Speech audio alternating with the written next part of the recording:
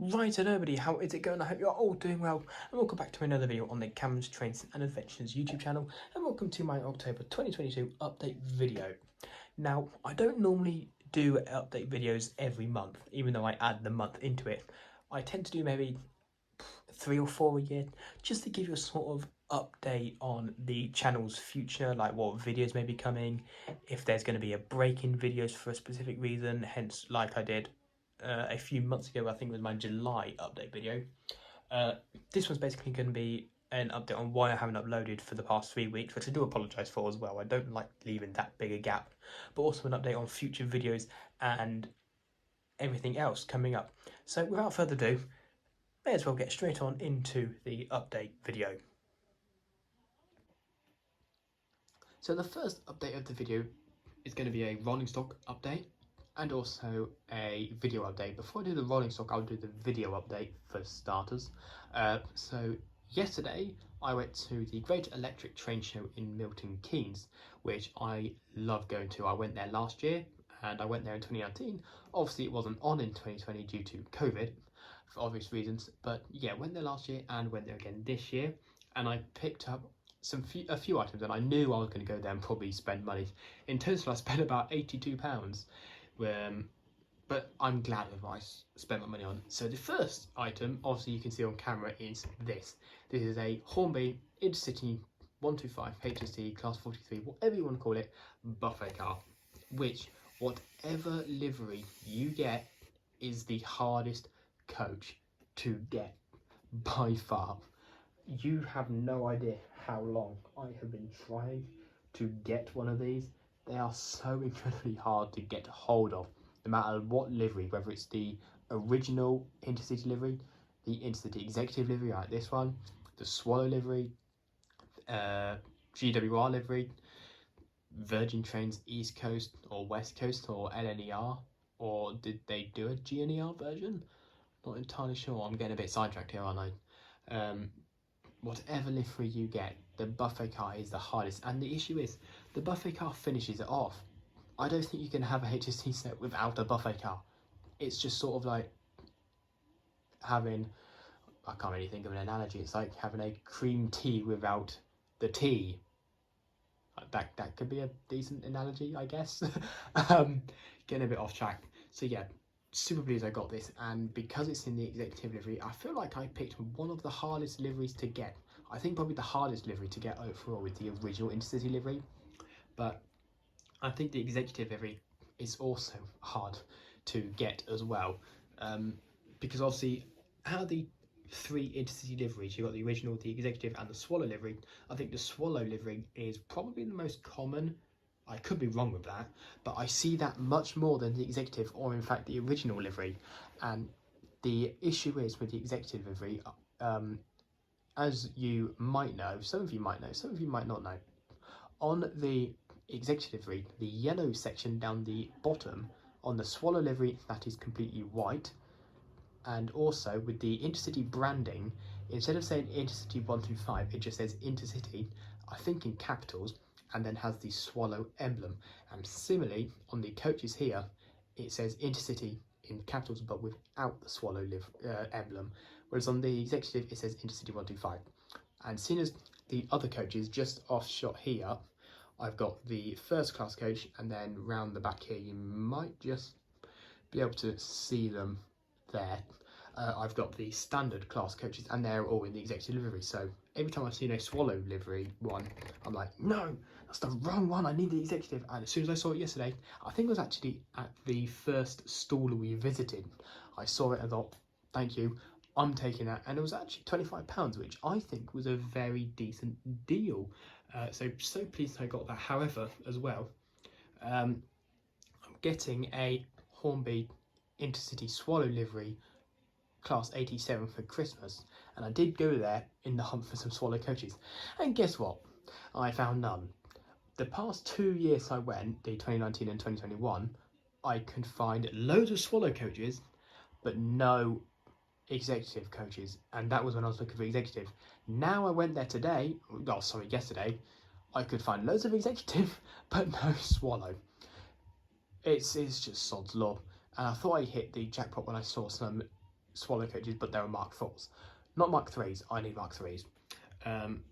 So that's that first part, and now I'm just going to move the camera over here to show you the second rolling stock update. And now the camera work is probably a bit shaky because I'm holding it now, but I bought some of these, the Dapol Network Rail yellow ballast wagons, and I've been looking for some of these for so long, because when I got my Backroom Class 66 I didn't really have anything proper to run with it. I did have some very basic Hornby Railroad container wagons, but I wanted something a bit more detailed, and I thought, well, I've seen 66s putting these Network Rail ballast wagons in real life on the railways, so I thought I'll get some of them. And I saw Dapol did some. They do two types actually. They do these really tall ones, but they also do some lower down ones, which I'm thinking about getting as well sometime in the future.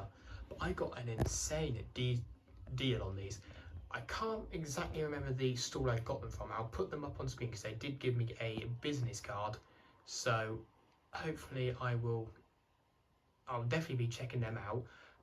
But yeah, these were originally marketed at £30 each.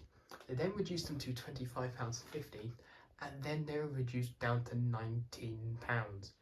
So I got all three for £57, which compared to the RRP price, I'm not entirely sure what they are, but for three, I'll put it up on screen, the difference in money saved, I thought, no brainer. And then plus with the £25 I spent for this, spent £82 in total. So that is the rolling stock / first video update. Hopefully the Great Lakes Train Show won't be too long in the future, and like I said, definitely going to do a review of these. But I do want to know, do you want me to do a review of these? Because for my 5-year channel anniversary, which is next September or August, I'm going to re-review the Hornby HST power cars, because that was the first review I ever did. I was thinking about maybe doing the coaches at the same time, or do you want me to do another review soon in which I do this one in particular? I don't think it warrants its own videos. I would probably wait to do it with the 5-year anniversary, but you know what, let me know down below. But like I said, they will be coming in a review very, very soon. But now let's move on to the other updates in the video. So here we are with the second video update, and you're probably thinking, wait a minute, this isn't a train.